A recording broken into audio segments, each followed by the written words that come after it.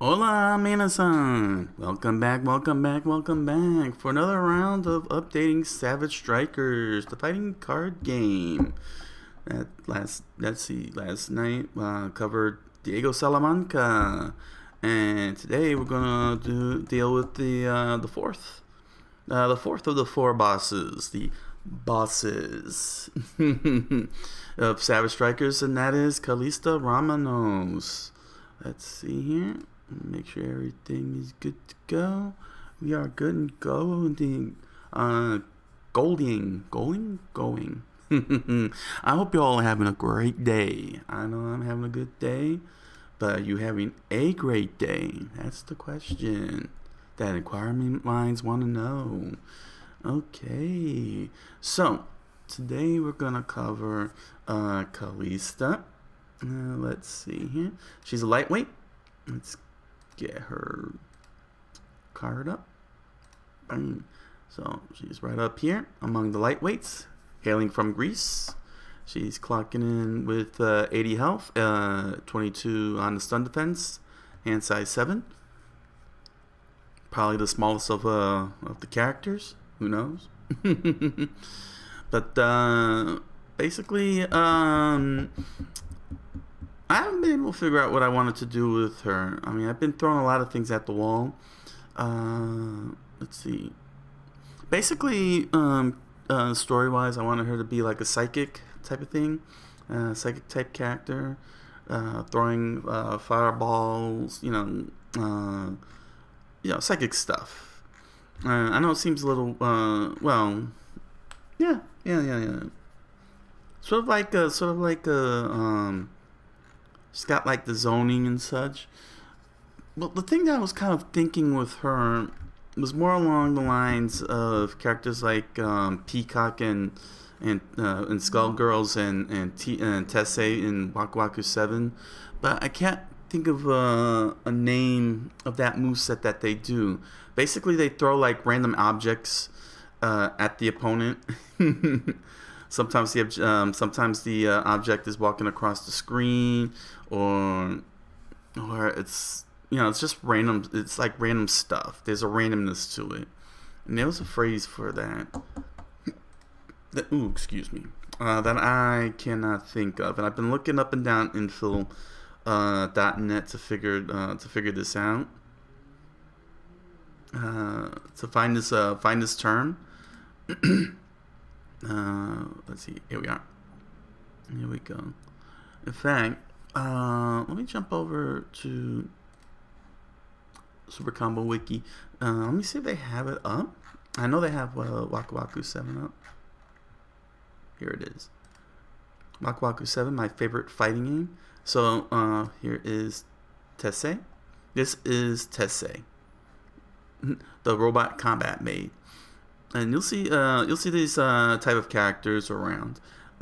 Here we go. Hey, she's got images, perfect. So you can see, being a robot, she's got and being a combat mage, she's got a frying pan, she's got broom for legs, her broom high kick, her antenna, got that nice little zoning reach like Dalsim, the Swiffer Roombas. Well, they're not really Roombas. They're those floor washers, those automatic floor washers. But but as you can see, she's got a mixture of short range attacks and long range hits, and it gets weirder and weirder. Half her body turns into a bell, and she's got the stretching like Dalsim. Her throws, she turns like I said, it gets weirder and weirder, but then we come to her special moves, and as you can see here, this is how her special move works. While attack is held, Tessay cycles through 8 different items within a thought bubble. Press the action to use that item. B makes the thought bubble, holding down the B attack button makes the thought bubble invisible, so you can't see it. but Tessay's voice is still heard, and all the items cycle at the same frame rate as they do with the A button. Hearing her voice becomes quite important because she cycles through the items with each symbol she speaks, making it easier to determine which one she's on. That's a audio cue for players. But basically, these are all the items and they're projectiles. These are all projectiles, and her item, and those projectiles are a cup, a saucer, book, radio dog, radio bird, cactus, bomb, shell, or the bomb looking character, and that's what she can toss out. So that's what I'm looking for. These are her supers. This electricity and. Oh, here's her supers. These are her supers. But that's how another one that does that too is Politang C. Let's see here. Let's see, because he's also got the same reach. He's a giant robot. Well, he's a pilot robot. There's like 2 cops in the tank, and it just rolls around and does all these crazy reaches. Drops a bomb. It's got the zone spikes. See, here we go. Firing blast, and then throws a bomb and a smoke bomb and a grenade, that kind of stuff. But there's another person that I could show that can help out. Let's see if I can another good example instead of Waku Waku 7. They're doing a good job with Waku Waku 7. Very excellent fighting game. Recommended. It's available for if you want to find this game. It's on the arcade archives. It's in the arcade archives, Waku Waku 7. So if you have Xbox, PC, eShop, Sony PlayStation, very easy to find it. Just go into their stores and you'll find Waku Waku 7 very easily. Trust me, it's worth the price of admission. Who else has that? Who else did I say had that?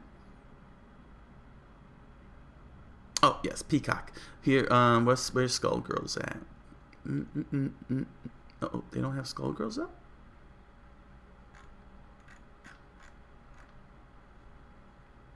Did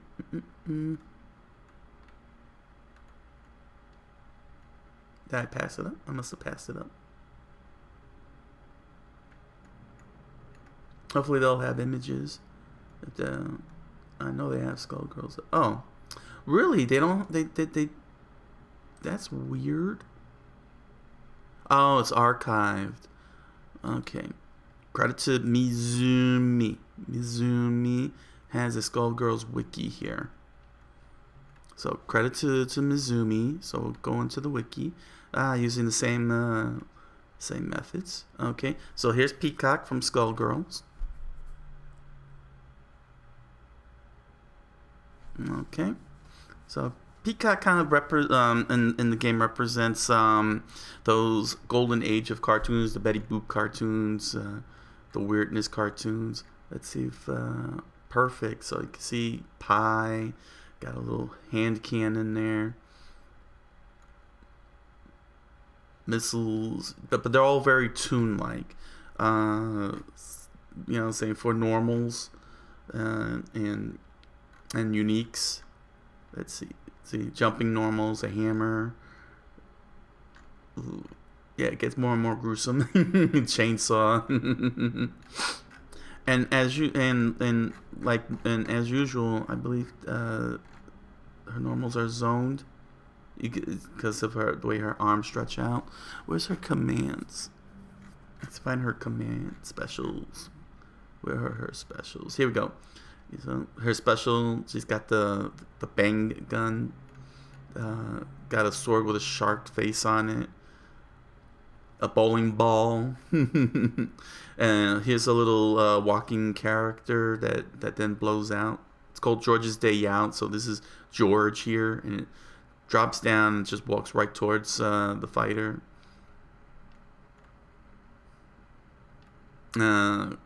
So this character George is on a tank here, and then there's George on a plane that flies in an arc. And then, of course, just like Tessay's move where she cycles through a cup and such. Here, Shadow of Impending Doom. You cycle through various types of attacks. I think this is a B. She blows a whistle. Then here's a. Okay, so you see that little hole here. It gets larger and larger, and the larger it is, the larger the item. So it's like this little cup falling down on your head, spiked mace, giant piano. Makes sense. But that's the type of fighter she is. She drops all these. She throws random objects and such at a player. So, but how about something that's not cartoony? Well, a non-cartoony character. We could go to Marvel vs. Capcom 2. Let's see if they have this. Jill Valentine. Let's see. It seems like they're updating the pages here. Everyone's pages. But here's Jill Valentine, who is representing Resident Evil for Marvel vs. Capcom 2. She's got nothing. Great. No, she's got a guide. But basically, what she does is she'll do this little gasp. She'll just stand still and gasp, and out comes a zombie that just walks across the screen looking to grab a player. Flaming zombie, grab zombie, and then she'll call a dog or a crow. I'm surprised. So they're still working on this. Okay. Well, how much of an update are we talking here? I'll take a quick look at. Oh, better yet. Let me jump back. Let me see here. Mingo, who's an original fighter in Marvel vs. Capcom. Do they have his image? Here we go. See, here we go. Here's another good one of what I'm thinking of. So you can see he's got the reaches. All these spikes, and then they don't have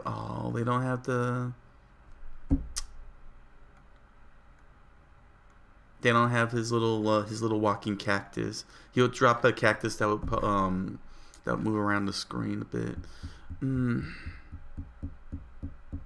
Wow, they actually covered Juggernaut. Ooh, okay, Sentinel.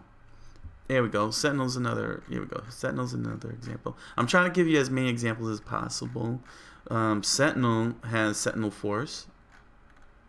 Let's see if we can scroll down here. So he's got all these different attacks, zone-like attacks, but they really, wow, they didn't provide his specials. Flight mode, Sentinel. Wow, they really didn't.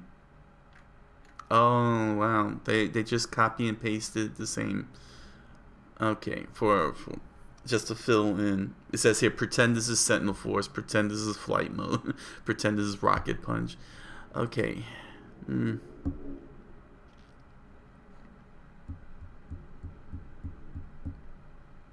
none of those new ones. Juggernaut. He's one of my mains in Marvel vs. Capcom. He's not really. He doesn't have. He's not what we're discussing here. But I'm just curious as to how that they. These crazy attacks. Earthquake.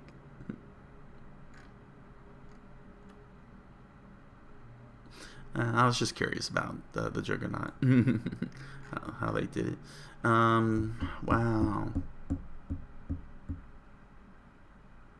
But I'm hoping that gives you much of a good an idea there. That's why I was thinking of Calista to do. Keep on. There we go. So let's see if I can find.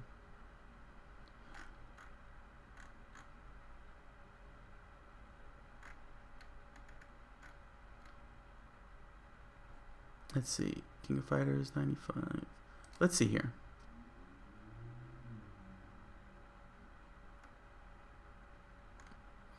So, originally I used Athena uh, for her artwork. Here we go. Because the attacks that she had, her attacks, but her kind of fit what I was looking for. Calista is, but they don't have all the artwork. And we got one of the artwork. They got all her attacks here, her normals. Well, this is King of Fighters 98.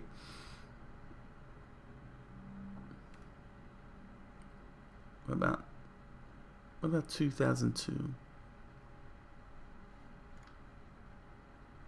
She's a very popular character. If you understand how to use her, because she's got a lot of zoning and mix-ups. Let's see, there we go. Here we go. So, yeah, her Cycle Ball, which flies across the screen. Let's see here. Just make sure. Okay. Then she's got her Cycle Sword. Oh no, this is not Cycle Sword. Sorry. Okay, this is part of her. Oh yeah, it is Cycle Sword, but she flies up in the air with the psychic power. I'm looking at it correctly. And she can even do it in the air. She's got the teleport, which allows her to get behind fighters. This is what I was talking about for deflect. The deflector that Shenbo and Diego has. I want her to have this as well. Her own deflect. Phoenix Arrow, where she flies in the air and then kicks. And then she charges up. She's got that. She charges up and surrounds herself by with orbs. And then she could throw it right at the opponent. Then she's powering up, getting more like, you know what I'm saying. She's psychic, and I wanted to make Calista a psychic kind of fighter. So I was looking for, trying to pull something like this off, but with a bit of, but like Tessay, where you throw different, where you got different types of, visual stuff, if it makes sense at all. See, here's Athena using one of her supers, where she's floating in the air, and you see the two orbs surrounding her. It's pretty cool. So that's what I was looking for but I just don't know the name of it.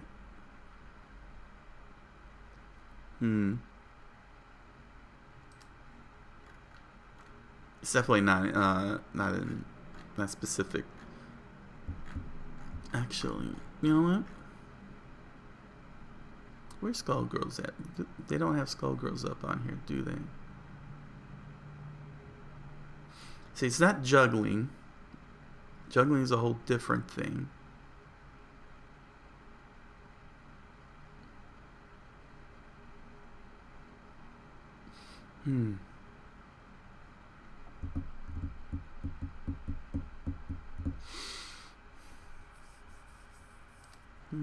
Assist, crossover combination.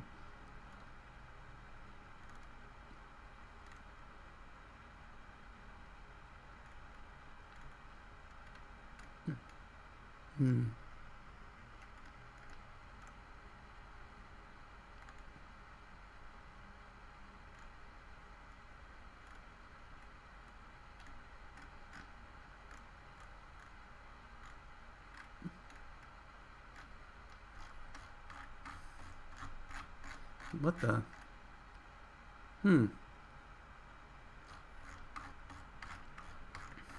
Sorry, I was looking at Wave Dash. Another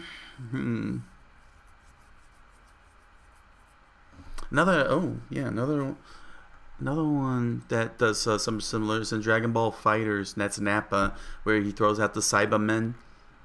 So they're kind of like little mini assist characters. I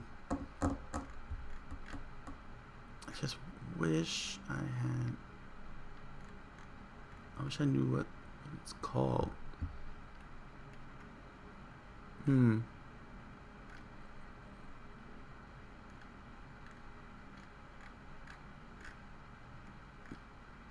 Yeah.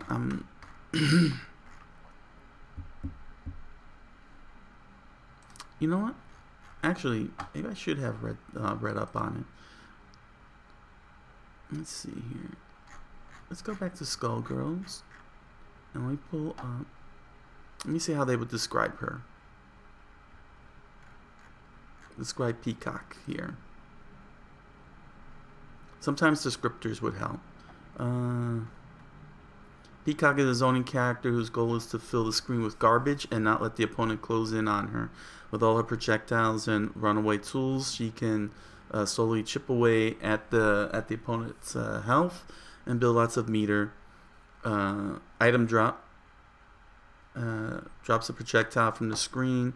So, okay, item drop. Is that in here? Is that in here?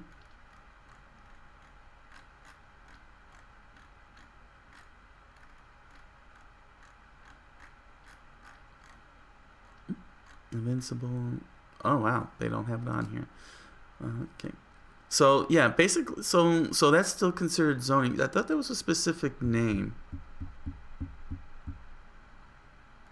Oh wow, that's interesting. I thought there was a very specific word for people who throw projectiles, who throw those gimmicky-looking projectiles. Evasive, forces opponent to approach, damage, vortex. That's a high level there, high level statement. Projectile assists. Yep.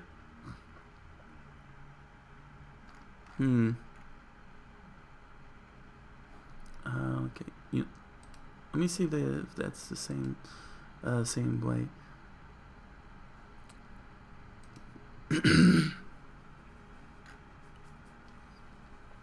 So yeah, she definitely. I'm definitely looking at her being a zoner, but to also be able to use things like mix-ups and yeah. See, Tessay is a zoner with unique projectiles. Her projectiles give a lot of ground.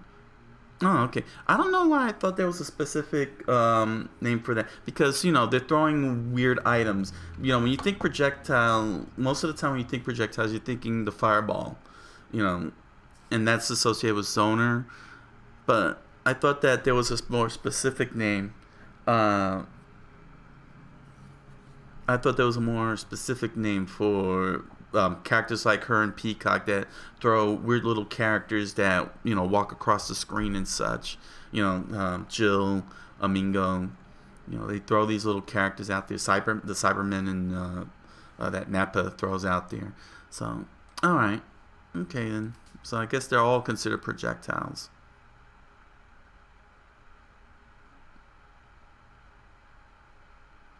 More helpers. But I think you can. But I think you got the idea. Oops, get out. Yeah, wrong spot here. But I think you all got the idea. That's what that was supposed to be like constructs. I guess you could say constructs. Is that even a term? Construct? No, right? Draw constructs.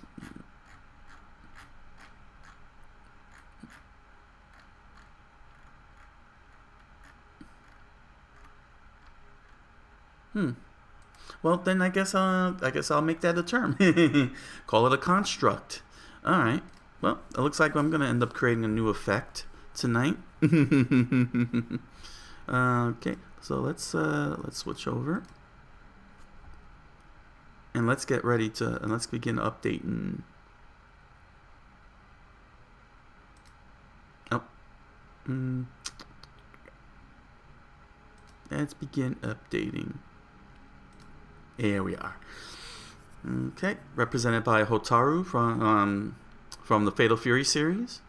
I believe she made her debut in Garo, Mark of the Wolves, which was, I believe, the last Fatal Fury game in the Fatal Fury series before it retired, and all of the Fatal Fury characters just hang out in King of Fighters. Correct me if I'm wrong. Comment sections down below. You did it all wrong. You're completely wrong. Y'all cool. Alright, so where dost thou begins?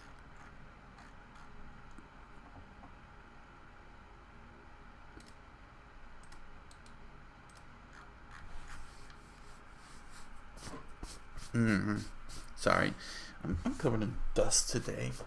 This is a very dusty area. It's all dust. Or maybe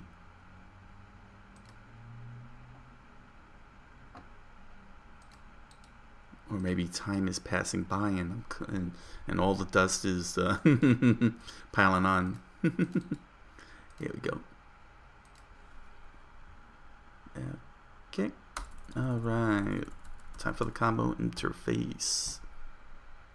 So she's not intended to be a combo heavy fighter, even though she is a lightweight.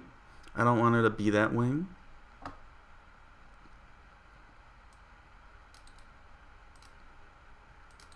Hence why I've been looking into characters like Peacock and Tessay and so on. But it's just gonna be a little tougher if I'm gonna create Construct as a new. Oh, how many arrows was that? As a new effect.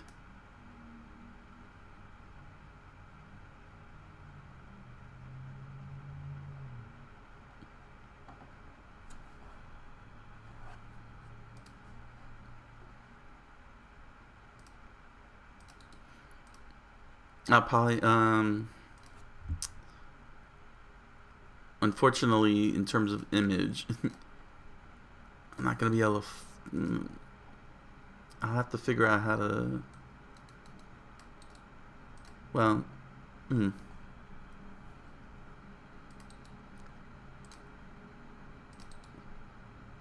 because the way that I would have it work with constructs is that their character onto themselves, meaning you can interact with them, and you'll have to.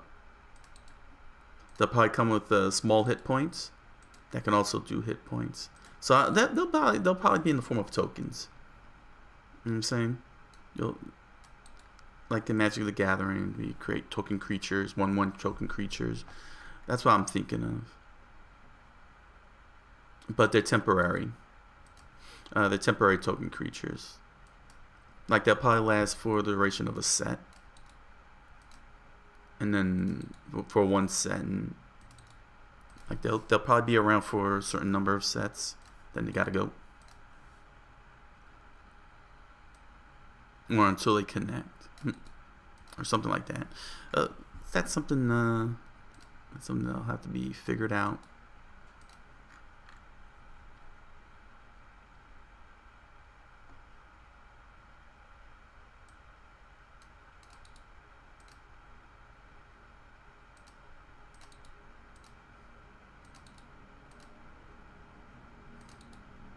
Maybe a construct might not be even necessary.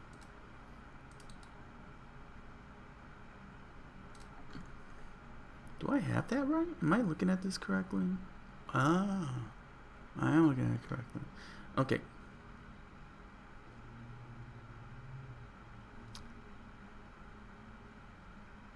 Got it. Yep. The reason why, because she's got multi-hit here. She's doing a knee slam.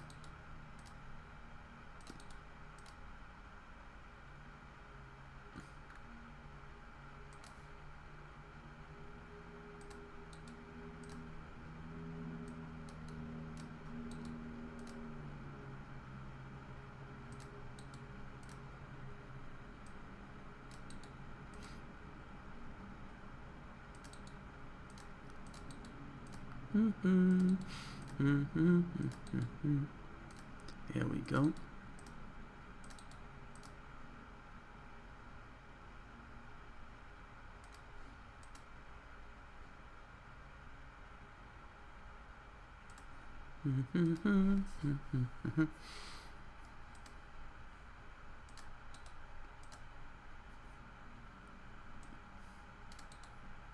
Done.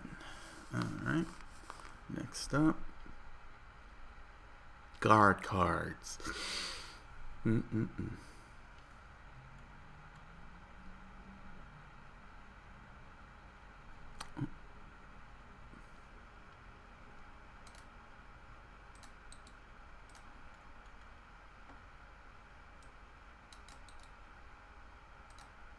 Okay. So I'm giving her a draw ability. Should I be doing that? Yeah, it's fine. I mean, it's, as long as it's just restricted to just these weaker cards, I don't think that's a bad proposition. Yeah.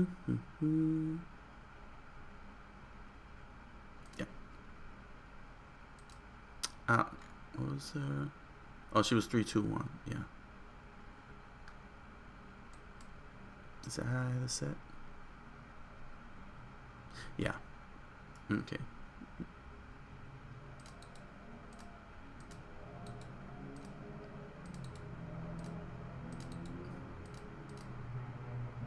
Here we go.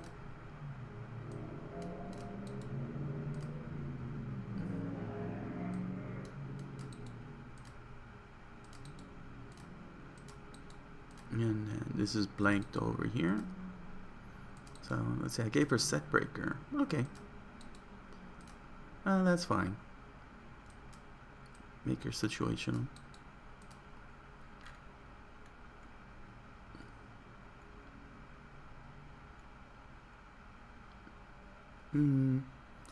Okay, I put tech on it. Okay, and I'll put tech on her throw card. Yeah, I'm trying to give every throw normal for every fighter at least one, one tech. Every fighter should have at least one tech on the throw.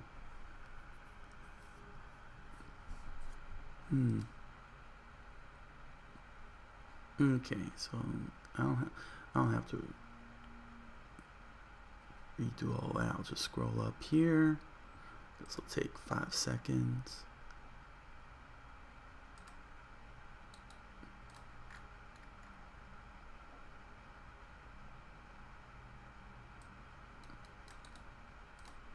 There we go.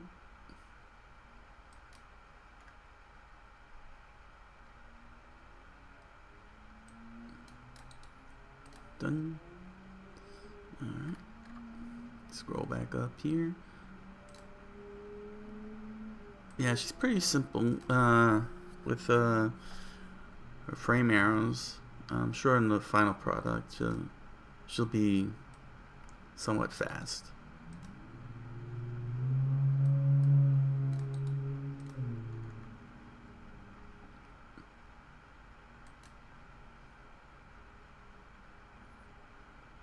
Although it would be interesting if I make her slow.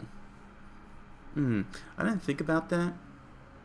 If I should make her very slow, like Dalsim slow. Dalsim is a lightweight himself, but he's very slow.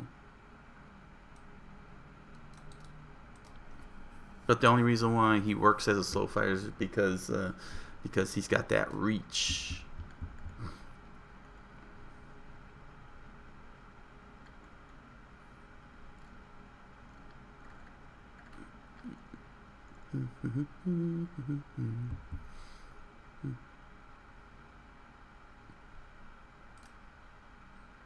So I'm probably gonna make her a zone mixer.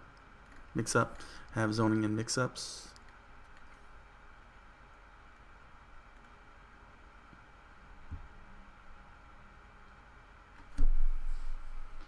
Once I go through the list, I'll figure it all out. That's another one that I want to try and get resolved, is this whole cancel business.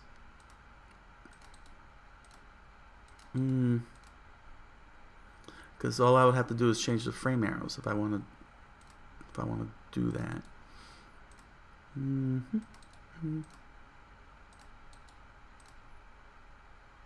And that's a lot of adjusting on the frame arrows.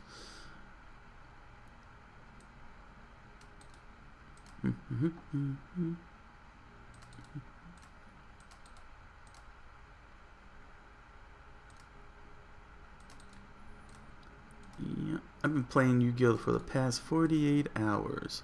It has become an obsessive addiction. Yu-Gi-Oh! Master Duel. It came out for free on the eShop, on the Nintendo eShop a couple of nights ago. And I've been all over that game. Especially after I went on my way to get Capcom vs. SNK Card Fighters, which is also available on the eShop, Nintendo eShop. So it really did. It has been eating up my time. I mean, Yu-Gi-Oh! Is just really good. It's a very good game. It's a fun game.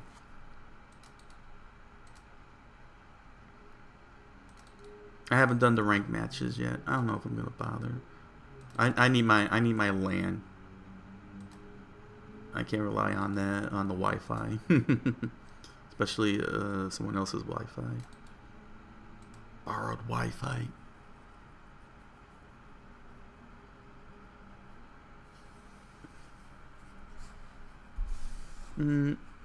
I was thinking for projectiles, I should make them all 6 frame arrows, so that way they could be cut down to 4 on the Fury. I might do that for all the fighters who have projectiles.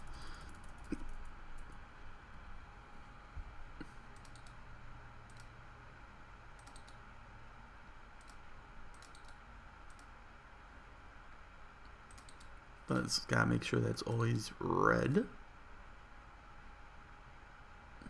Okay, this one here is 13.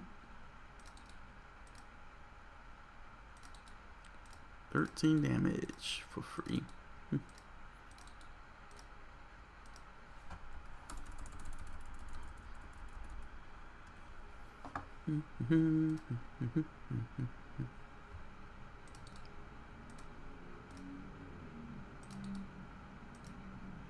Yeah.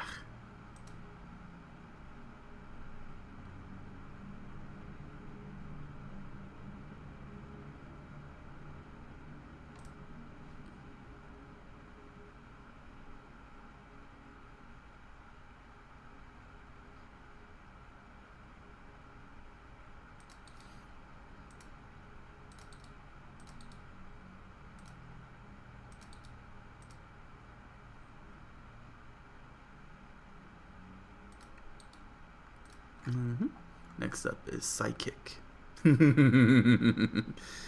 Psychic. So this would be one of the deflector attack.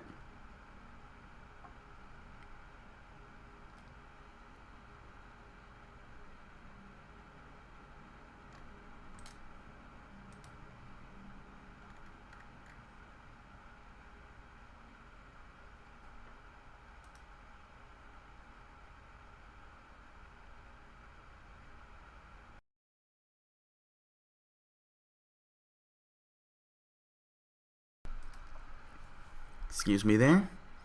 I hope I got it in time and didn't blow out your ears on the mic.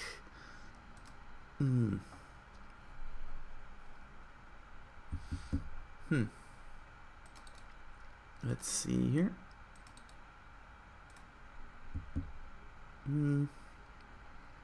3.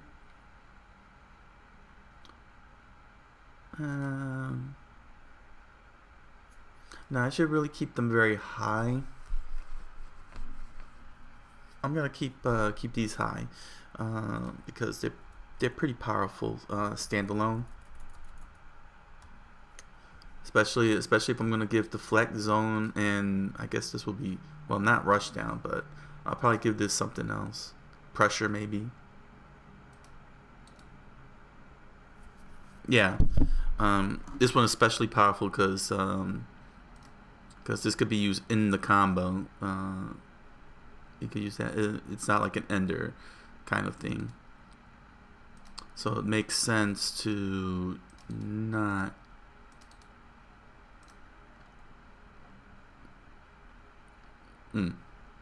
So it would make sense to keep it very high.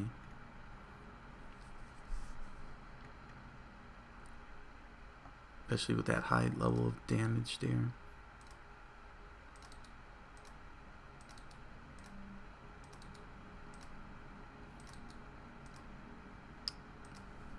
Yeah, so about that Yu-Gi-Oh! Master Duel on the Nintendo Switch.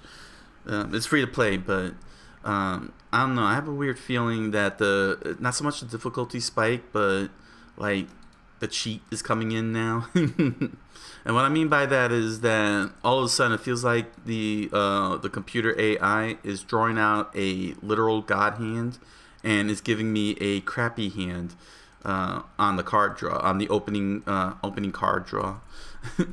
Because I'm like, how is it that you got in 3 turns 3,000 hitting monsters on ritual summon, and I've only been able to only drop 1 monster this whole entire thing.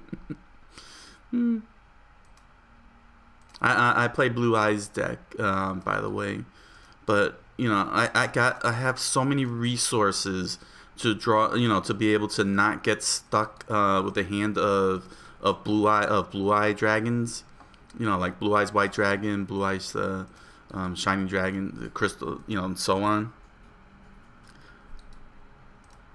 And I got plenty enough 1-drops, as well as ways of recovering and manipulating them, you know, between the graveyard, the discard pile, and but for some weird reason all of a sudden it's like the computer's like, I just on my 3rd turn I summon I summon these three monsters with 3,000 attack damage, and I'm sitting here with just this 1 luster dragon while I'm waiting for the cards that I need to be able to do that one play that I want to get my blue eyes out, to get a couple of blue eyes out. It's completely ridiculous at this point. I mean, yeah, the only solution is build another deck. It's not like I didn't acquire a lot of cards for it, but you know, I wanted to play Blue Eyes. You know, I like the Blue Eyes, decks.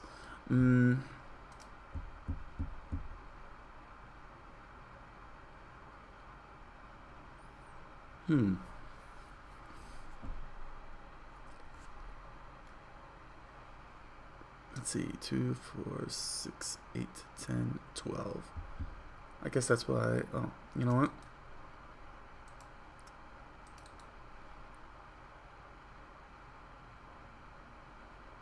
Yeah, I'm gonna leave that.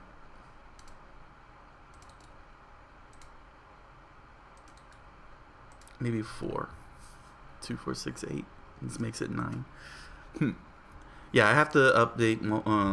So it seems like I gave her a handful of multi-hits.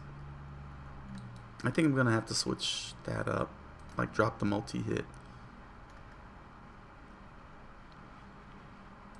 Pressure point. Yeah, she's definitely gonna get pressure. In fact, maybe I should do that. Give her projectile pressure. Ooh. Zone it out with a little mix-up.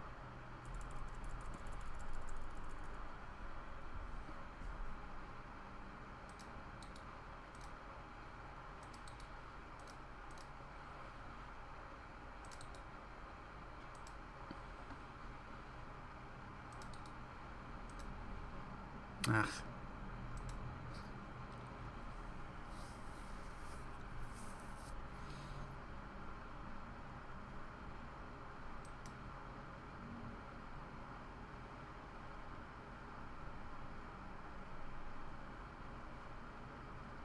Okay.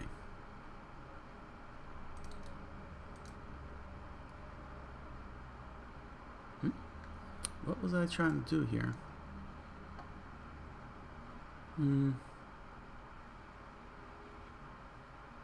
Yeah, that's fine. That's fine. Just get that tweaked up a bit here. Okay. 20. Here we go. This takes 6.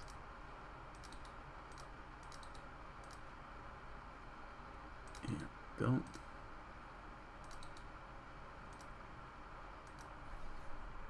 Right.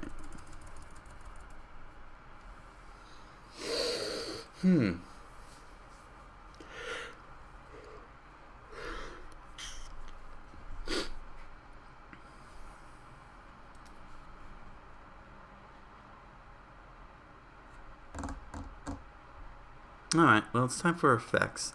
So this is going to be a bit on the headache-inducing side here.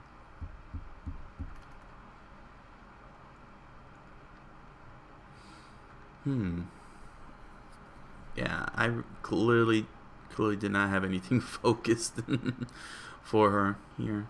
It's pretty clear.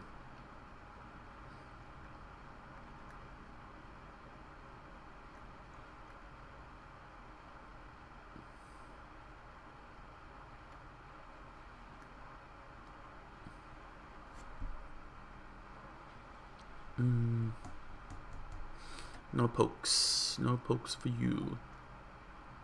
Alright. However, I don't have a problem with this being a cancel. Definitely gonna need to figure out how to straighten that rule out. Target combo.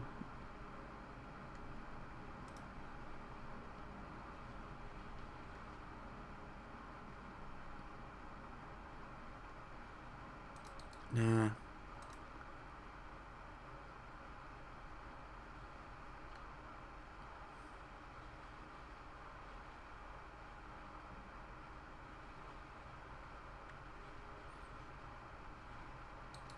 I'm taking a little pressure here.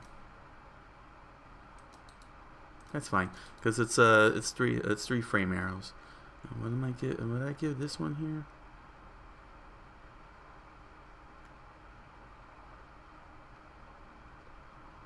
A blank. That's fine. I'll leave that blank. It's 9 damage. And that's actually pretty good, because you can actually do in sets, during sets, during this active step. Yeah, so... Okay. Well, you need the active set. Yeah, during sets, and active step is in sets. So... No, but that's after... Yeah, it's not going to work, because you need to deal damage in order to get this. And pressure is not happening during the active step. But you can play pressure during the active step and follow it up with heavy attack, which is sufficient. And you can cancel into pressure and then go into a combo. Yeah, that's fine, that's fine. Right, because you're going into a combo with that. Okay. Let's see. Copy that.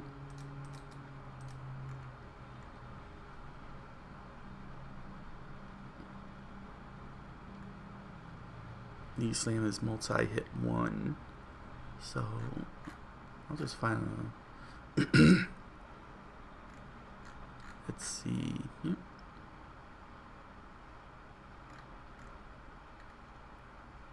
Here we go. No, that's not it. Yeah, I still gotta figure out multi-hit here.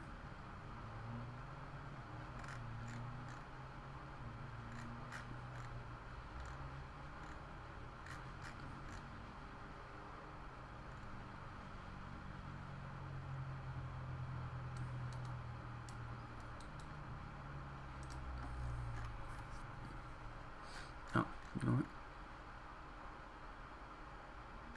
Here it is. Yeah, multi-hit is definitely being done all wrong. And I gotta figure this one out. 5. I gotta figure out how to initiate that. Tech. Where's tech at? And scroll. Oh, you know what?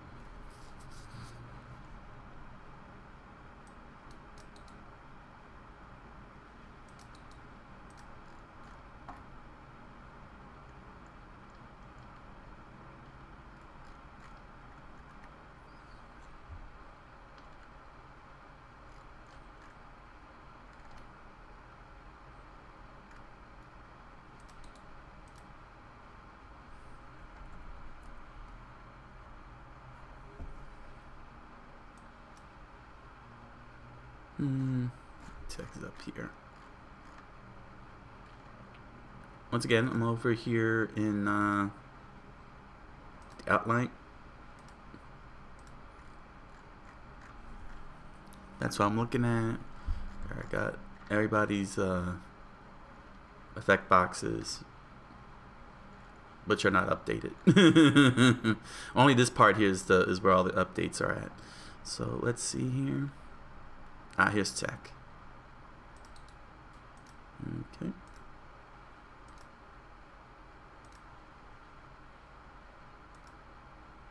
And I'll give that to flip.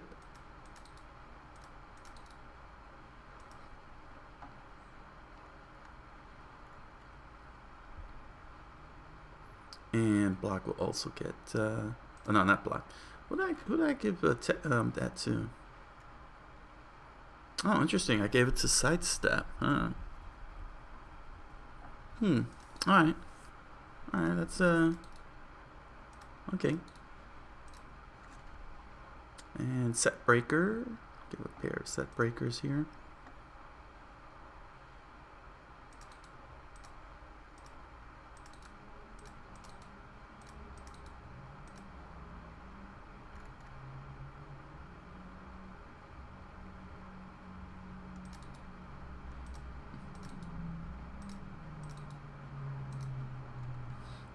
Reversal.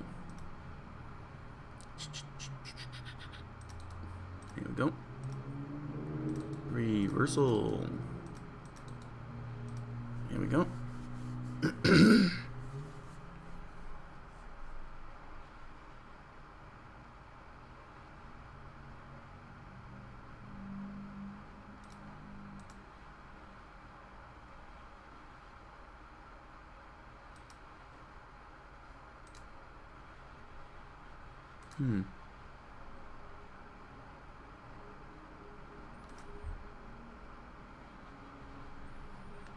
Alright.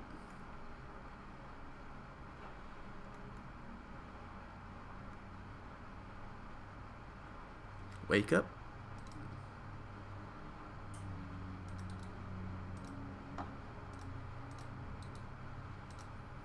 And let's see, I'm giving rush down and boost 3. Sure. That's well, no. No, because that's not what I want.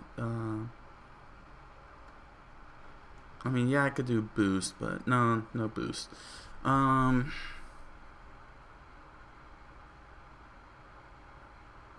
Maybe mix up.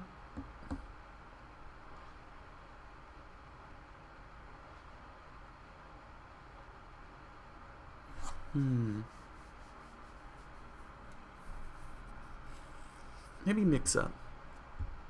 And I could do pressure, but there's not a lot of 2 frame arrow cards to do pressure. But mix up, yeah, you know what? So that way you could switch. You'd be able to throw anything you want at your opponent.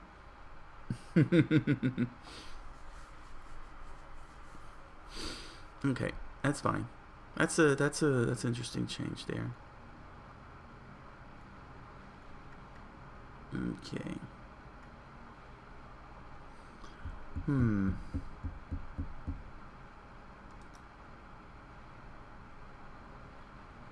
I guess I could keep it at cancel.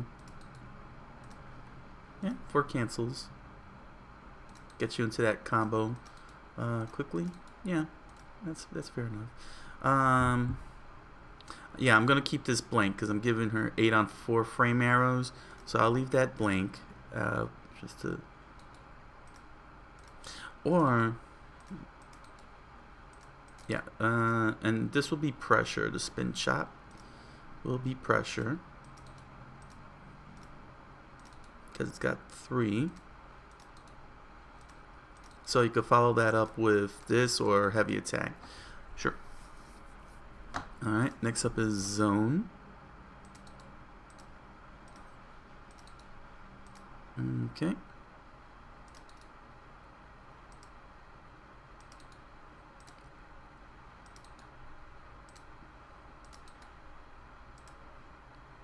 And this one has zone. Multi-hit. It'll have to be a 1. Multi-hit 1.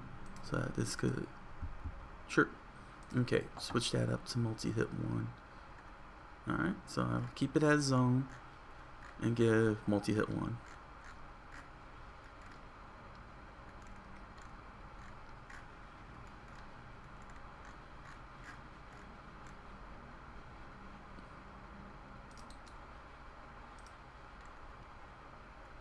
Here it is.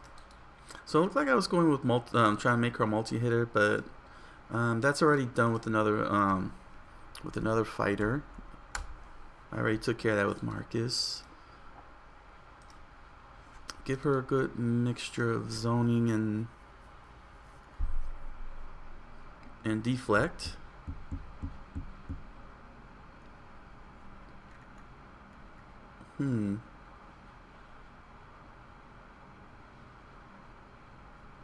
So deflect.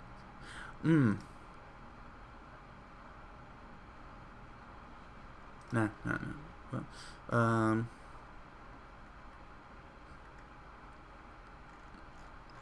let's head back up. Yeah. Okay, head back up.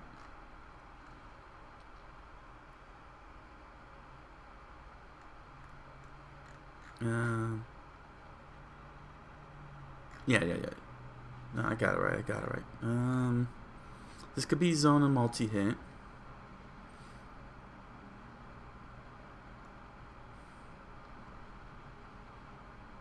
Yes. Okay.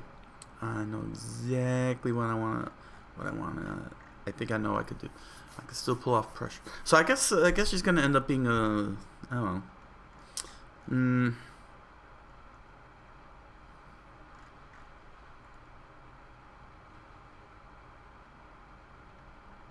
I don't know. Let's see here. Let's start with deflect.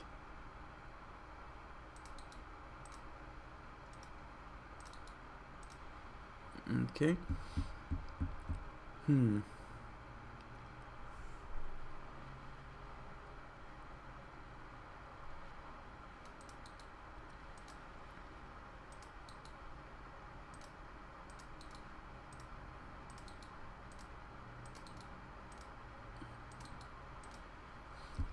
Let's see. It's gonna have deflect, but what do I want to give it? Zone? It's pretty tough. I mean, it's 4 arrows.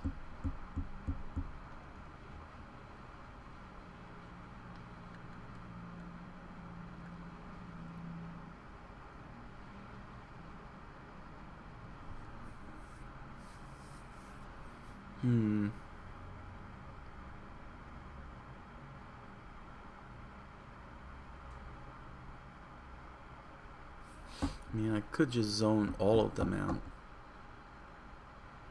You know what? That's actually, you know what? I'll probably do just that. I'll give them all zones, but they'll have a secondary. Just like this is multi-hit, I'll put deflect here, and I'll put pressure over here. They'll still be high. They'll all be 6 frames. Because we want to keep that reined in. Actually, this is a little different. Actually. Yeah, like that. Just to set it apart from the others. And this will be 4, but the same way. Alright, so this will have zone and deflect.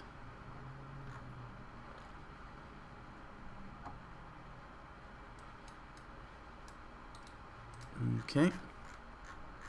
And the other one will have zone and pressure. I like that. So she's got all the, she's got her zonings, her zoning needs. Yeah. Unfortunately, hopefully when if I ever get this in the hands of a publisher, or if I can get, or if I delegate to a team, I could be able to actually shape her character the way that I want to shape it. I wish that I can be able to set up that, set up those mini constructs. There we go. Flat. So there we go. Like that. Just give me one quick couple quick minutes here.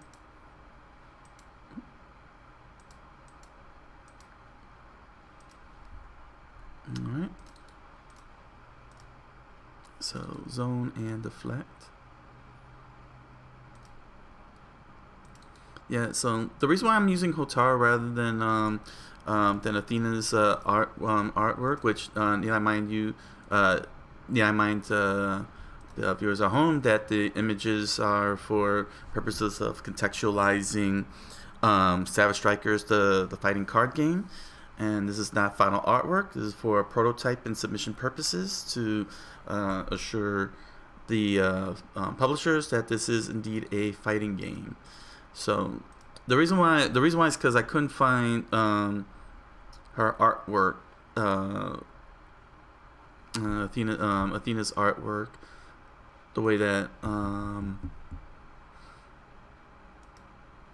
well, not that I found it, but my point is that I couldn't find it on the outset. Let's see here, pressure.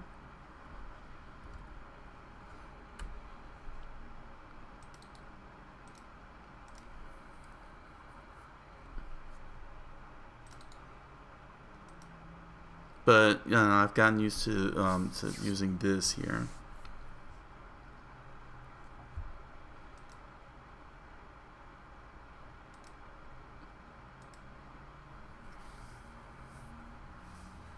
Okay.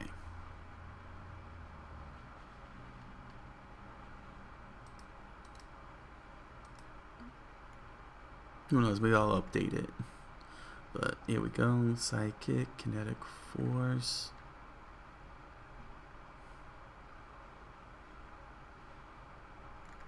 Solar bomb.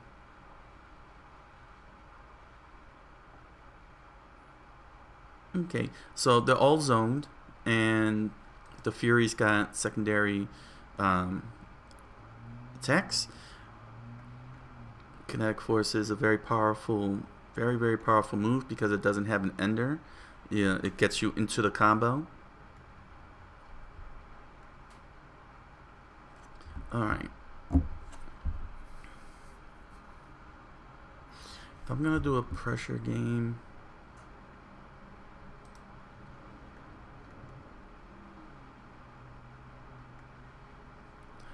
this one, let's see here, her reset, I'll give her zone and reset. So again, one of a few fighters that has this that gets 2 effects on the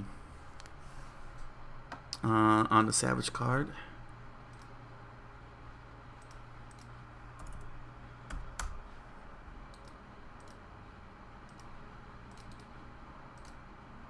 Here we go. Okay. Pressure point. Again, more pressure. And I'll probably do mix up on here. Yeah. I'll give her mix up on the trip. Well, that might be too much because that's 4 tokens. Unless I make it a counter mix up. Then it would make sense to have that. But let me first work on here with pressure point. So let me just first get let me first start with getting pressure installed, put into here.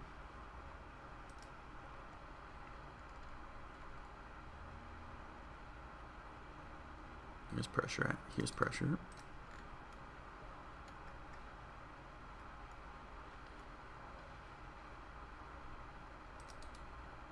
Okay.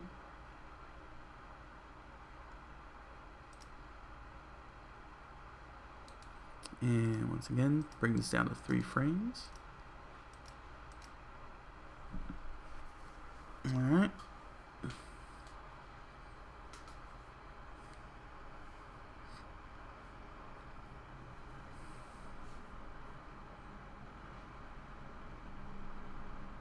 Alright, 2 damage, just a straightforward 2 damage. In fact, I can add to the pressure if I give that a draw card. That's a good way to add pressure. Not only did I spend all that, but now I get to draw a card.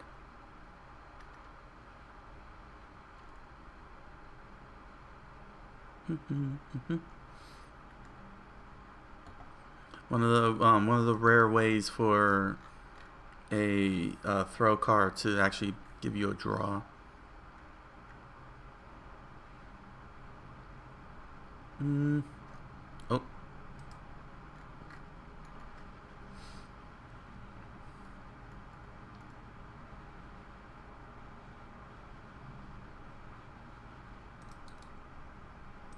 There we go.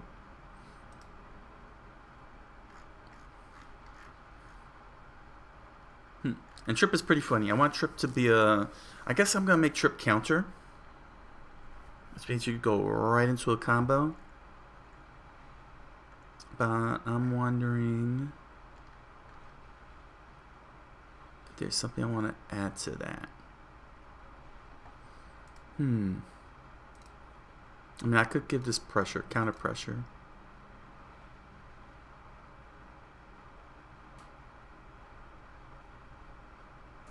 But pressure only works on the active step. Well, not really. Counter... Right, counter just automatically gets you into a combo. So if I piled it on pressure, you gotta first do the active step, and you play one attack with a frame arrow equal to or one more than this card, and you gain the initiative. Then if you discard your attack card from your hand, you get to automatically execute a combo.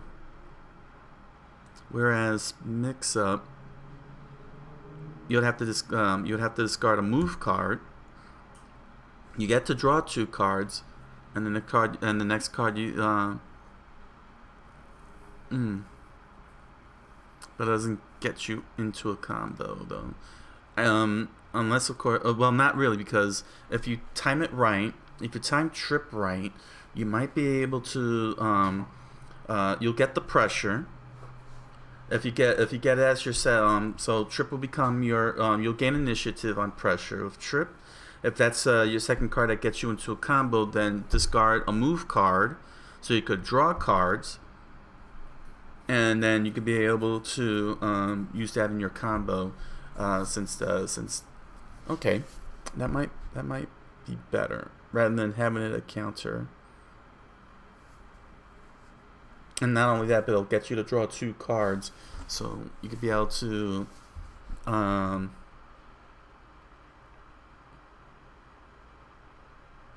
get what you want out of it.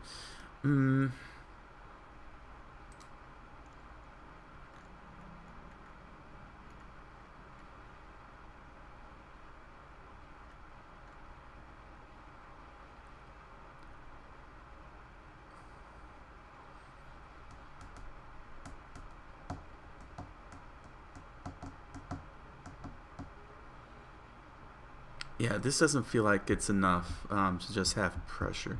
Mix up pressure.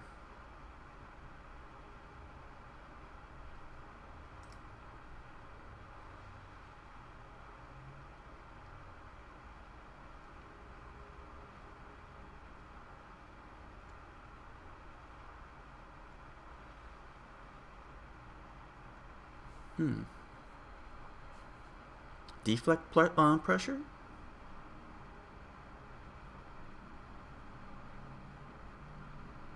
No, because then you'll gain initiative. No. Okay, let's do this here.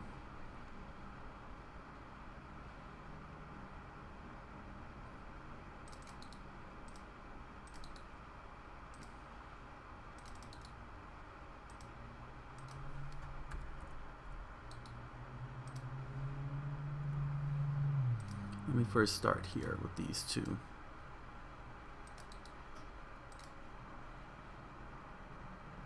Okay. Trip. Pressure, mix up. Guard card. And you get 1 damage out of it. Alright. And if you do everything right with mix up. So pressure will happen during the active step. You may play one attack with frame arrows equal to or one more than this card on top of this card and gain initiative. So there are so you do have 2 cards that can help you out in this instance here. Because I gave it what, 1 frame arrow. Maybe I should give it 2. I'll give Trip 2 frame arrows in this instance here. So that way, all the 2 frames. Oh, see, I gave it frame. Yeah. So I'm have to shrink this down. Here we go, just like this. Okay. There. There we go. So at 2 frame arrows, that means that light attack, the elbow, and all the other 3 frame arrow cards can be played with the pressure. And then if you discard 1 move card from your hand, you get to draw 2 cards. And the next card you play in this combo can be any type. So basically, if you do it right, you can actually if you pull pressure off and it's the 2nd consecutive card to get initiative, you go into your combo, discard a move card to do your mix up. Yep, you could do another. You could do your mix up, which means that you could play any can be any type. So you could play any type of card and ignore the frame arrows to follow up. So you could pile it on. It's possible to pile it on. Let's see here.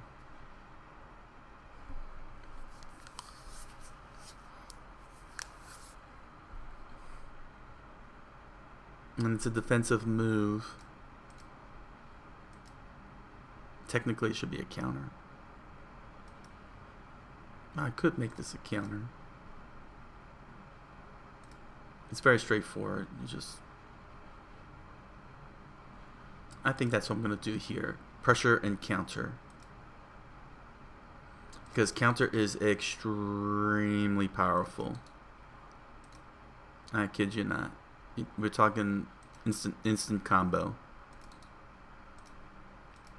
And with pressure, yeah.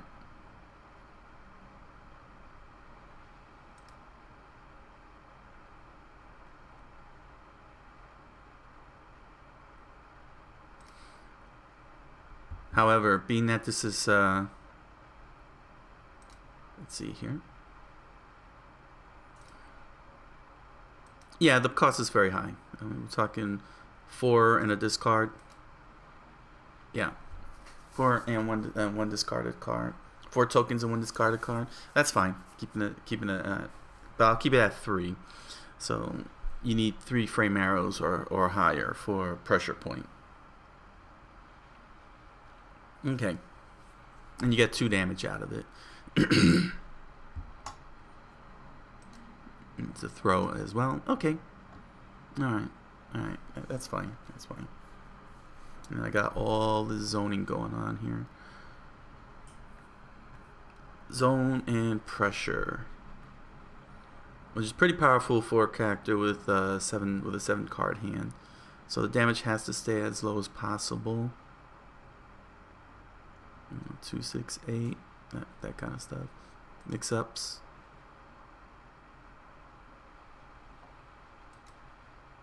Wake up. Okay.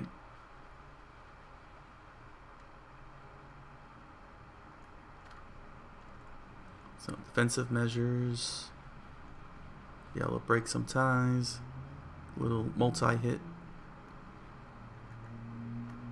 And the heavy hitting heavy attack is at 9 blank. Shoulder toss is blank. Some more pressure. Cancel. I really gotta figure that one out. So yeah, this didn't take much.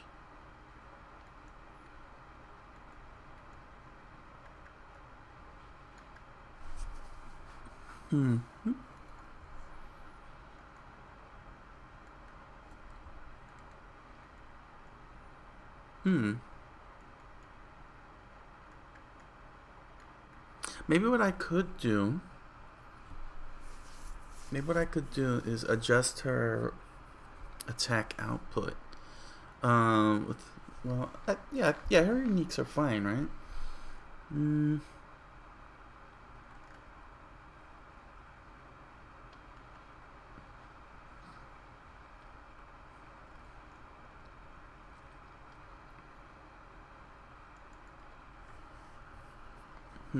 Let's see here. Yeah, you know what?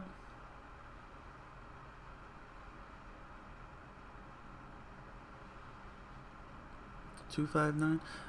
Yeah, you know what? I'll do that. I'll do that. 259. So not much difference between her uniques and normals. 359 and 268.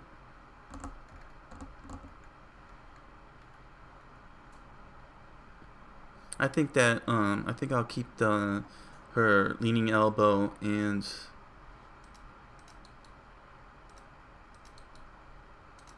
her leaning elbow and her light attack. I'll keep them at 2 because they have cancel, and that's once you start applying pressure.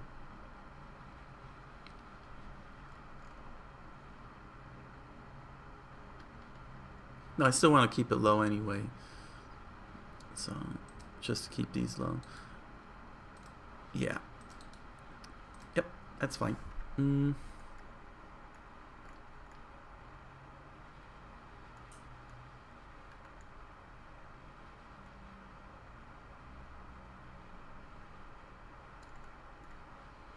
Okay. Okay.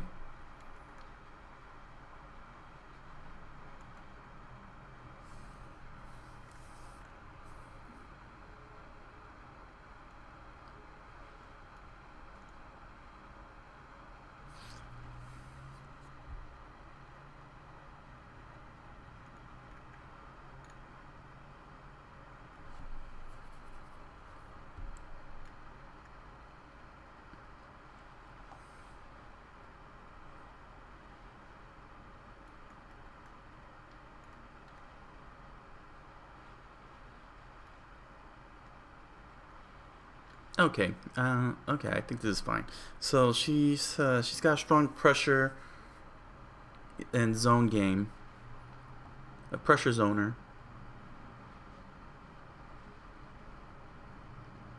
I mean, pressures are secondary. Well, no, she's got pressure zoner. She's got more pressure than zone, huh? Oh, she's got some mix up. I'll give zoner the priority in this.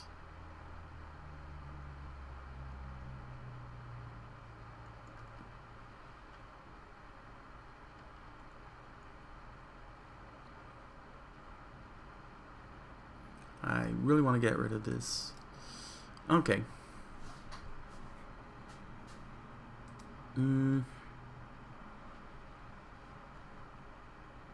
Alright. So that's our meta type. Zone and pressure. So we got ourselves a zoner, another zoner.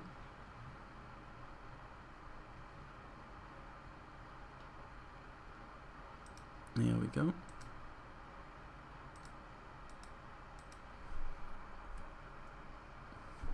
So what I'll say is zoner / pressure. Or zone pressure. Hey. Zone pressure. That's interesting. There we go. Zone pressure. Alright. Alright, so we're down to just 3. 1 for each type. Takashi, Irina, and Angela. They're the only ones remaining.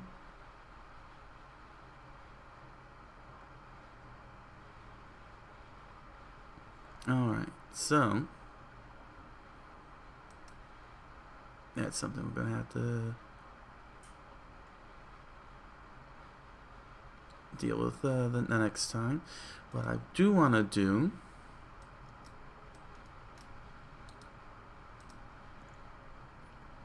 see what we could do about that cancel.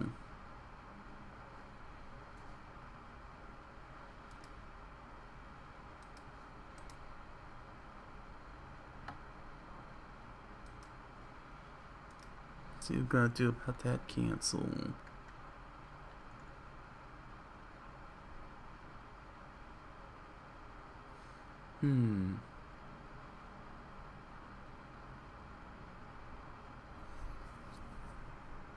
So the one way to do it is to go into the rulebook. To the rulebook.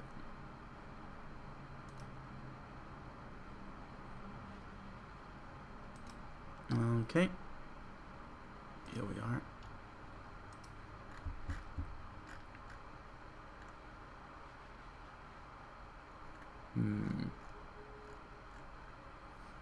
Where did I put the... here we are. Scroll all the way down here. Right to the neutral phase. Alright. So, it would make sense if cancel appeared in the neutral step. Maybe in the active step. Actually, I would have to put it here in the confirm step. No. It would actually work here in the active step because that's when all the resolution happens. So I would have to... Oh, wow. So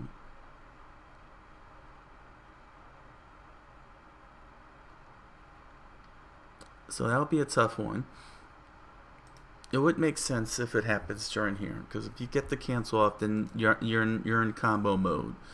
So you may play one attack or one throw. So the rule would be if you're so the way it would work, I would probably have it say for cancel, if your card dealt damage,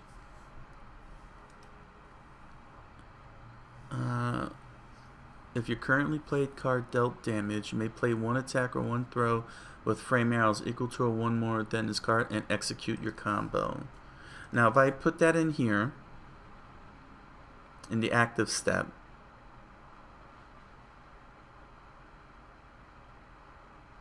if I put that here in the active step, it would work. It will work. It'll get you into a combo.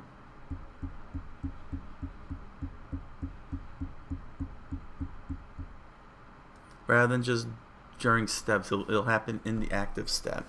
I'm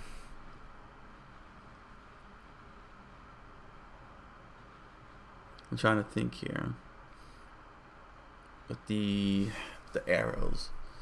No, the arrows are fine. Like I said, it's all fine. I'm just trying to think here.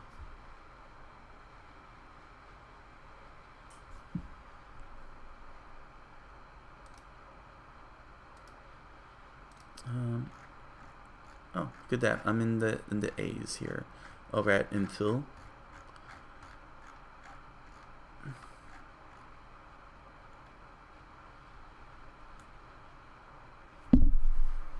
So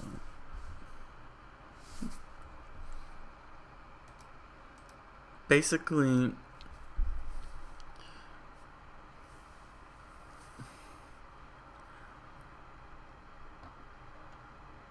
I mean, there'll still be a confirmed step, but you gotta be able to, deal damage. That's a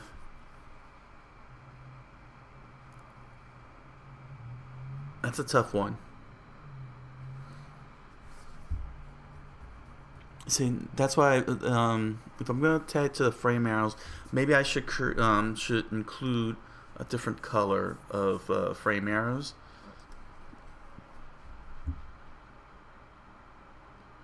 See, instead of putting it here, I should instead of putting in the active step, it could still act in the active step, but it should go straight.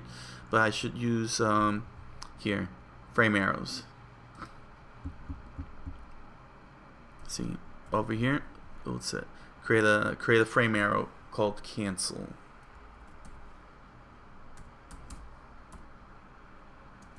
And then I could put the entire cancel rule here, because I can also keep I could keep that reined in on many of the cards that utilize it. That would be the more appropriate, and most importantly, keep it where I want it to be kept at, and that is in the frame arrows. Let's see here. Now I could use green, and what I could do is I could put it in the front on the left side, so that way the end arrows can still do its job. Let me see here. This is something that we're gonna need to really stay on top of, because I can get rid of the effect boxes, and I can actually give them give all the fighters that have cancel a different effect, a more appropriate effect. Let's see here. I know I have another color here. So, but like orange maybe? No.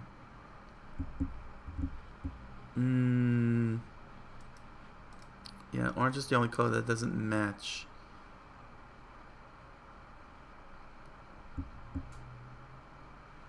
The blue? No, I don't want to do blue, because the only color that uses orange is the striker cards.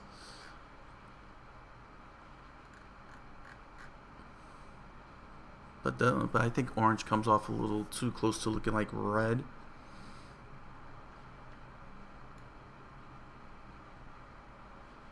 I'm just trying to think of a color to go with here.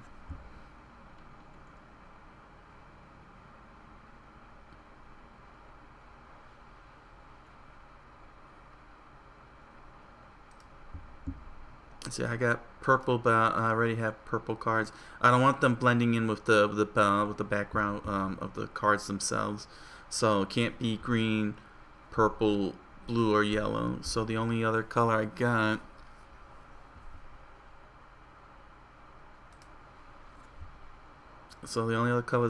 is gray and orange.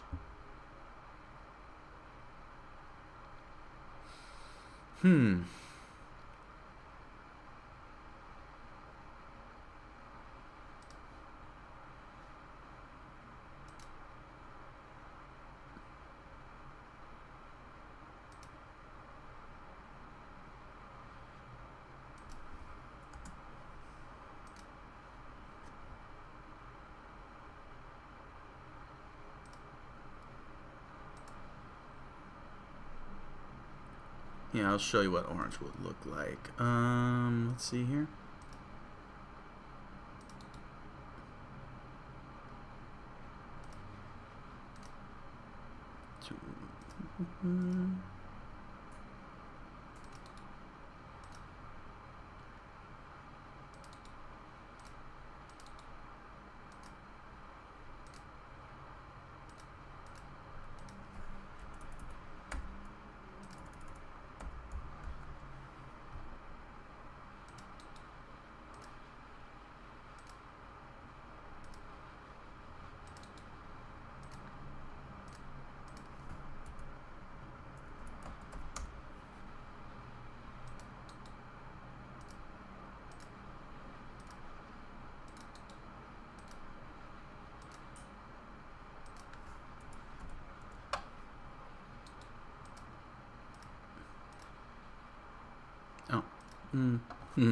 Sorry.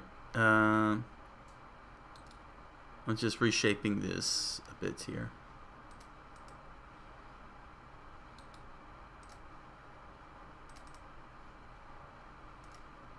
Here we go. This is orange. Yeah, it's too close to looking like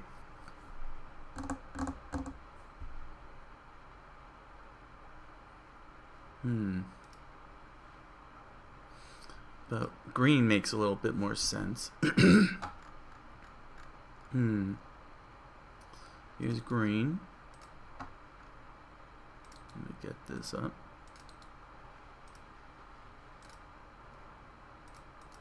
So, for those of you who might be coming in at this point in the video, just finished working on Calista, and so I'm just trying to deal with the cancel mechanic here. So yeah, that's green, but it's definitely doesn't blend in. But well, as you can see, it really sets itself apart. Let me see what it looks like. Hold on, let me pull up the cards. And let me get this here set. I'm gonna see what green looks like when put in the combo interface with the green cards. So let's swing down the Chenbo. Okay, so you see you see the attack cards all green. So how does it look? Is that a little too much green?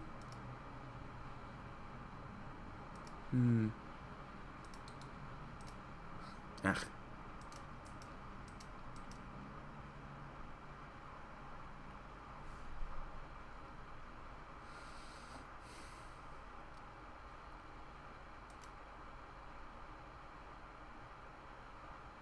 A little too much green, right?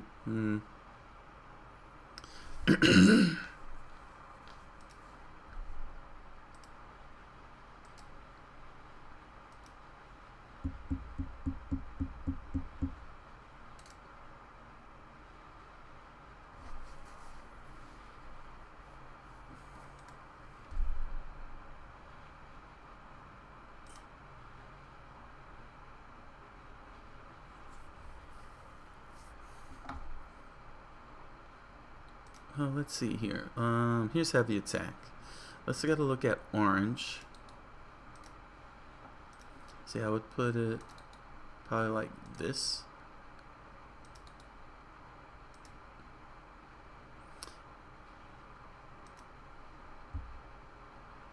Yeah, that orange and red ain't helping. That's definitely not helping. What about gray? How does gray look? Sorry, my throat's going a little weird today. Let me see what gray would look like.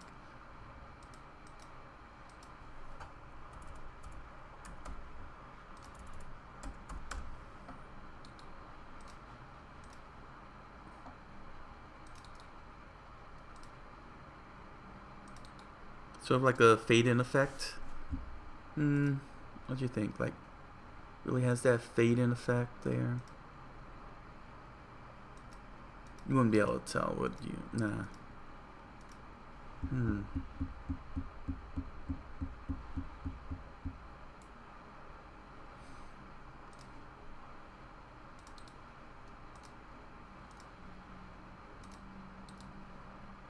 And here's green. This blends in too much with the card, doesn't it?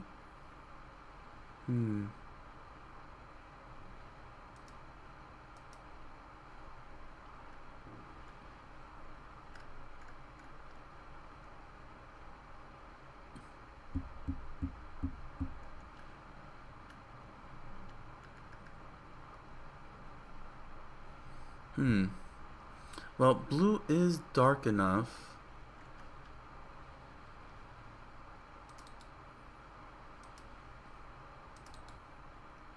Let's see. Let's take a look at blue.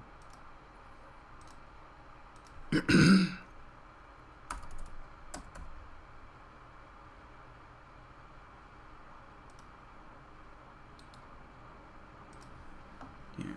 Here's blue.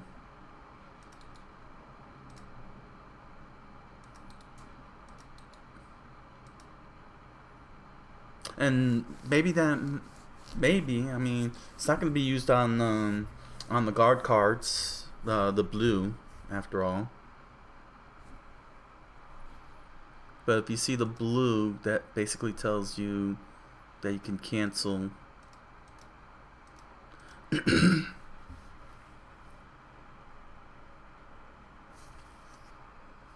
Or should I put it at the end? See, I don't want to put it at the end. I want the red to stay on the end.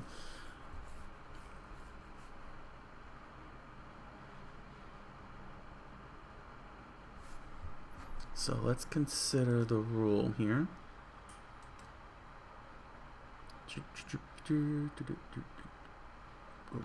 Rule book. All right. So it's gonna be. Let me put the rule in here.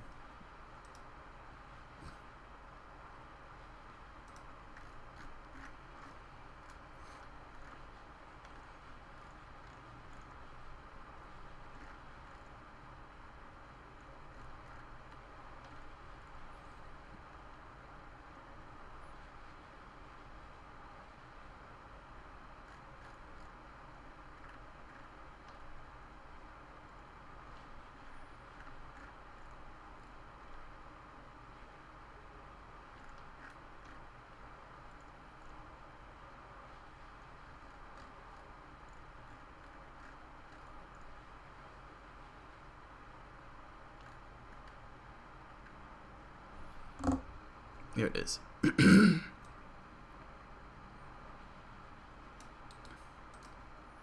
Alright, so I don't have to say if you're currently played card. Here we go.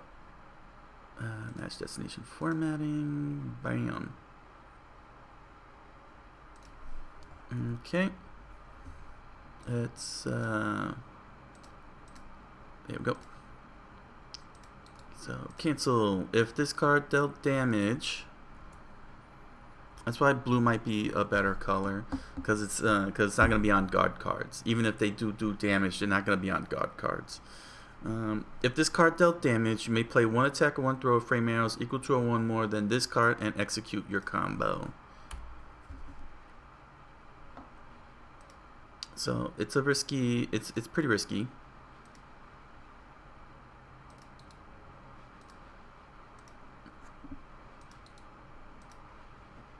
Excuse me.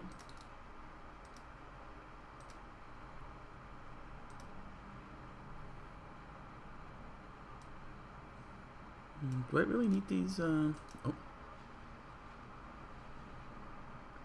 Save.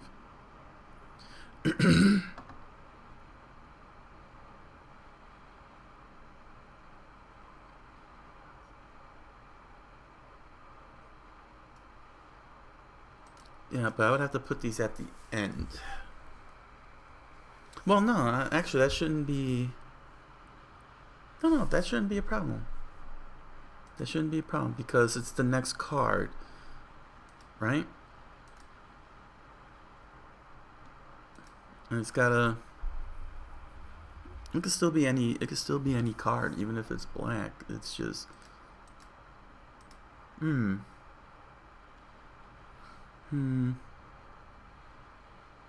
At the end? And then you have the enders. But, Right. This should work. If this card dealt damage... Right. I think... It could be at the end. Yes, it might work if it's at the end visually. It should work at the end.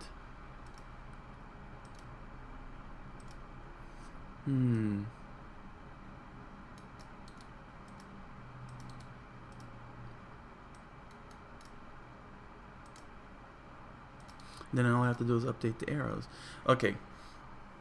It doesn't automatically end your combo. What it does is it gives you the option to it gives you the ability to execute your combo if you could deal the damage.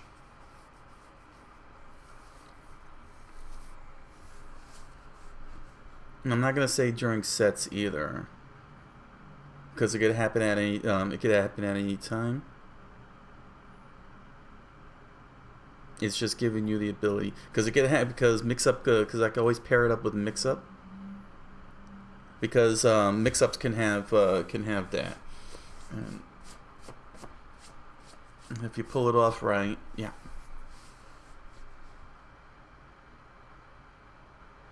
No, not all mix ups are gonna have that. Well, I don't know.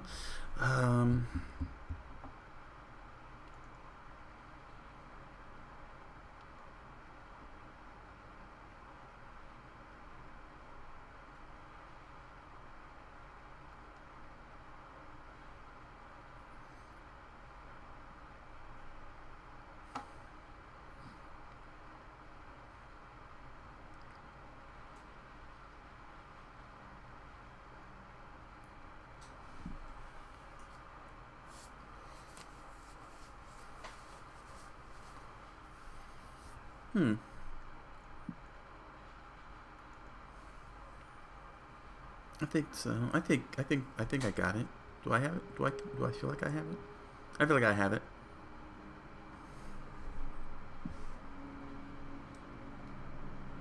Let me see. Get this example here.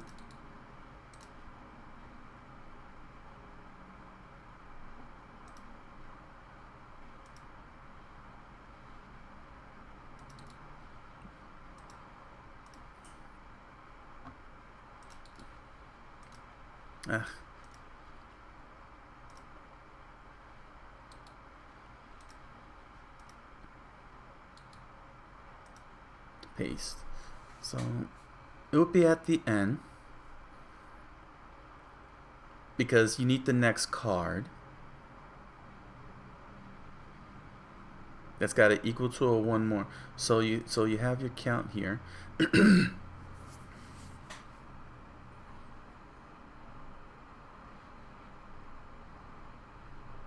I mean, I could honestly, instead of having normal,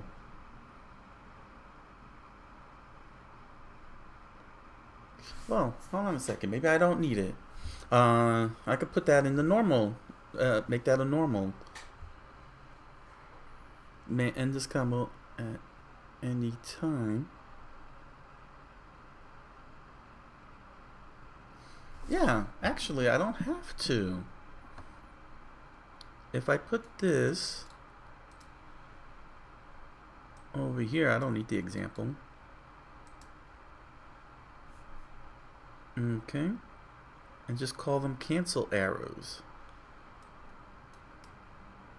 instead of normal. Like that. Do it that way. So if this card dealt damage, you may play one attack or one throw of frame arrows equal to or one more than this card and execute your combo. You may end this combo at any time.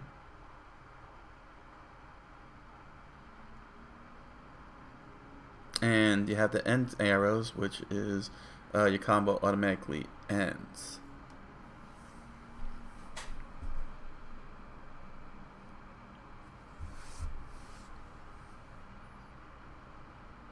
I don't know. No, that might not be a good idea, because I don't want too many. The reason why is because I don't want even though every single card, not all cards can cancel. Can be cancelable. Can cancel. And that's so like the more earlier, the more lower arrow cards. Let's see here. Let me. Here's what I mean. Let's pull up the game cards. So here we go. Chenbo. So it makes sense. It makes sense to give like a light attack blue. So if this card dealt damage, you can play a medium attack or another card that has 2 arrows. After all the cancel's doing is just giving you combos on the damage. It's giving you combos on the damage, a free combo of, so long as you meet the conditions. So if you were to play light attack and you got that 2 damage off, then you could follow it up with a medium attack and proceed with a combo. But if it's a blue arrow, but medium attack shouldn't give is a little slower. Well, with Chenbo's case, he would have blue arrows. But I mean like a more slower, bulkier fighter. Let's see here. Let me scroll all the way down. So like some fighters will have a lot of cancel arrows, but someone like say Brock, who's not a combo intensive fighter, wouldn't have a lot of blue arrows. He would have he'll probably have like 1 or 2 blue arrows. See, like here, his overhead elbow, he would have a blue arrow. He would have blue. But again, he'll need 2 or 3 frame arrows to pull this off, to execute.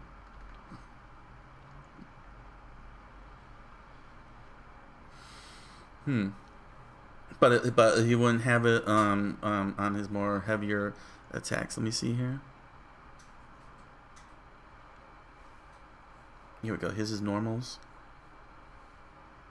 So yeah, like his light attack. See, I could give his light attack and his medium attack maybe, well, not his medium attack, but I could give his light attack and his overhead elbow blue, but none of these would have blue. His medium attack wouldn't have blue, would not have the blue. Like, he wouldn't have blue. He's completely red. He would have very little blue, whereas Chenbo would have a lot of blue because he's supposed to be combo heavy. He's supposed to be all about the combos. So you want to be able to get your cancels off. Be able to cancel into something. So like, yeah, his overhead elbow, would have cancel, would have to cancel blue arrow, and you could cancel into the power punch. You would never be able to cancel into some of these heavy attacks. Maybe with the Furies, with his Furies, since they're all high level, 4 each.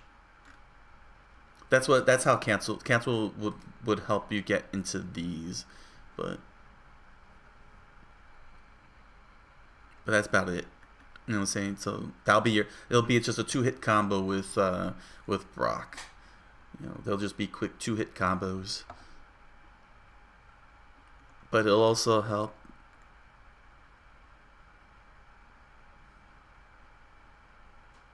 But it'll also yeah.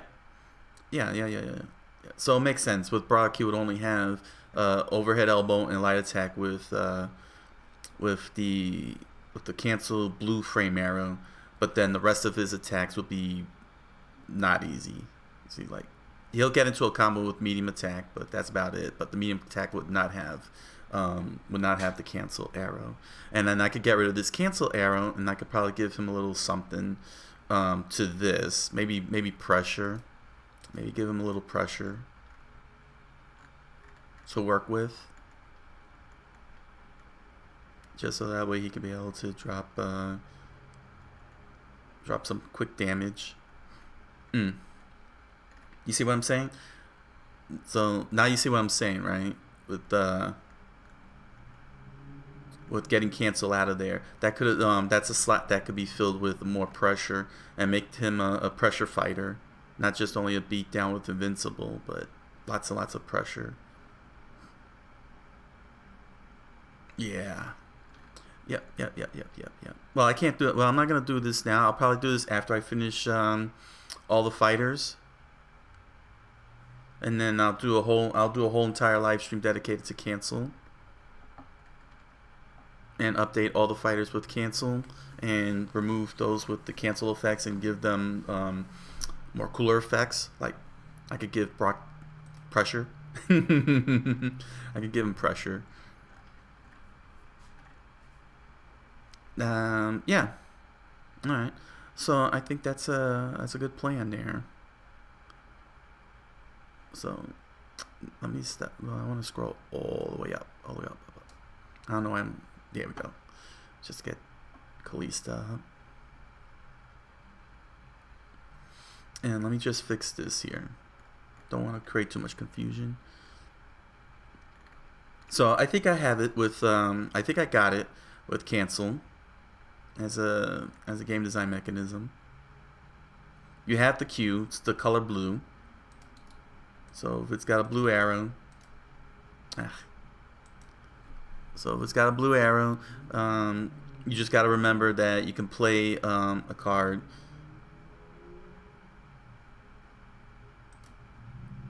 You could play a card with that's equal to or one more than currently.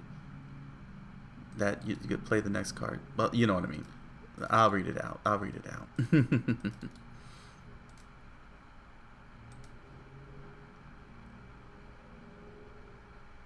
Alright, that's saved. Alright. Let's bring up the rulebook again. There we go. So I could get it right back to where I wanted it. And yeah, I'm gonna have to, and I have to do it this way because not all fighters are gonna have blue. You know, not all of their attacks are gonna have, especially like uniques.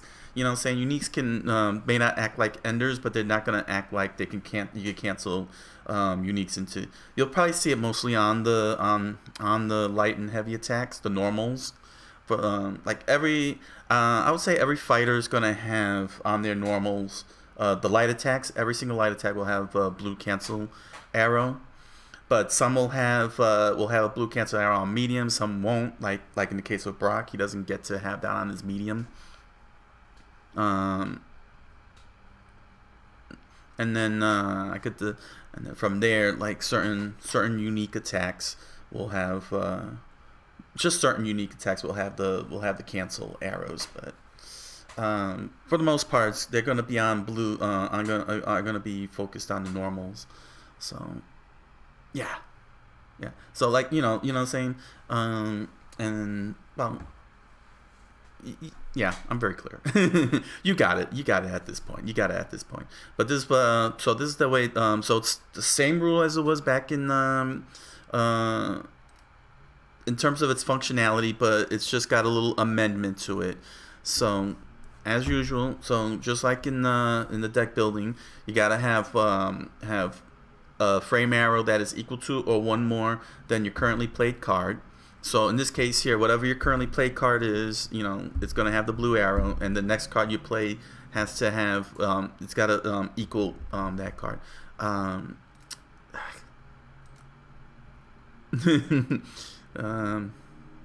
Here we go.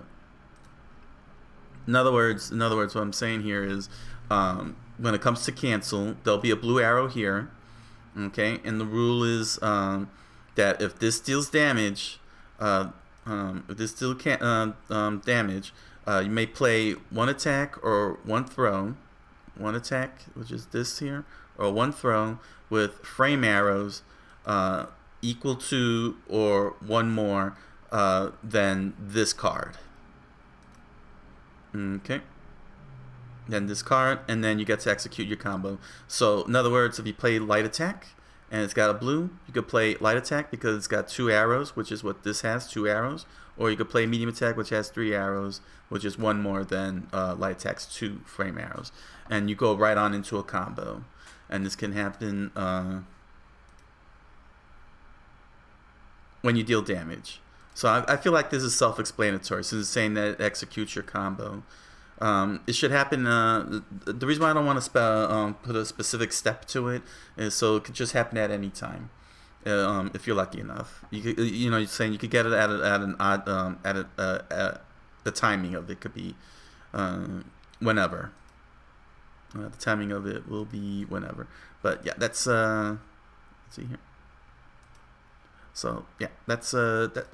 So bringing cancel back to the frame arrows. Yeah, that feels better. Let's feel better. It doesn't need to be at a specific step. So if it's just all, so if you just see all normal arrows, it's all black. You can end your combo at any time or drop your combo, as the saying goes. If you see blue at the end here, you know what? I'll do just that. Bam. There we go. Perfect. So if you see blue at the end of the frame arrows, then if the card dealt damage, then you could play one attack or one throw with frame arrows equal to or greater than this card, and you get to execute your combo. And if you see red at the end, you automatically end your combo. So in a sense, Brock would be a perfect. Will definitely exemplify how canceling would work. So that's actually good for intermediate deck. Teaches you how cancel really works, because you'll see that you can't do cancels all the time, and cancels that lead into combos will end very quickly. That's not bad. That's not bad. Yeah. Okay. So maybe Brock. That's what I should do with Brock. Lean him into teaching how frame arrows work in that manner. Where Nagisa teaches you the game in general, Brock would teach you frame arrows. How frame arrows operate.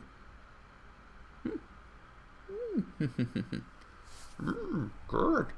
Gosh, the force with you. Ah, Yoda. You're such a muppet. Alright. So it looks like I got it all settled. We're all settled in. Alright. So now it's just a matter of the overhead. You know, I mean, it's just one sentence. That's all it is. It shouldn't be that difficult to forget. Because your cue is the blue arrow. That's your visual cue. I don't know how visual cue that blue arrow is. We'll have to see what happens. Yeah. Okay. Well now, we got ourselves an extra show next week. Because not just only do I have to update the stories for everybody, but also now start adjusting to cancels and getting rid of that effect. So that means that for the next three, when I work on the next 3 fighters, I don't have to give them cancel, and I can remove cancel on the fighters that have cancel, and then. But I'm not going to worry about implementing the blue arrows yet, because I have to really assess the whole thing. So that's the game plan. So yeah, this is the end of the week. So I'll see y'all in the next for the next live stream. Where I'll be covering. Who am I going to cover? I can set that up. Go for Arena. Yeah, I'll go in order.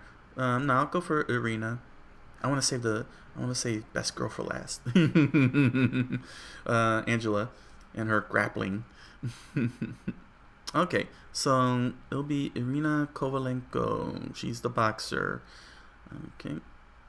I think I made her a rush down also. Did I make her a rush down? Yeah, I think I made her a rush down. Maybe I could switch that up. It's already got a rush down. Make her a beat down. More closer to Brock. Yeah. Okay.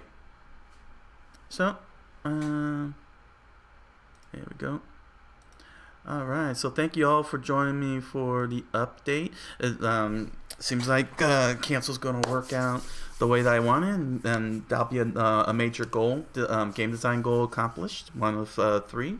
So I'm very excited about that. That will be its own live stream covering all of cancel. So I'm going to make sure of that, and that'll be next week when I finish taking care of the last 3 fighters and the storyline. So get the storyline straight now. So thank you all very much for joining me. I hope for you aspiring game designers, this was helpful in your pursuit of game design. And yeah, we're good to go. All right. With that said, thank you all for joining me, and have a good night. Buenas noches, and hoy es un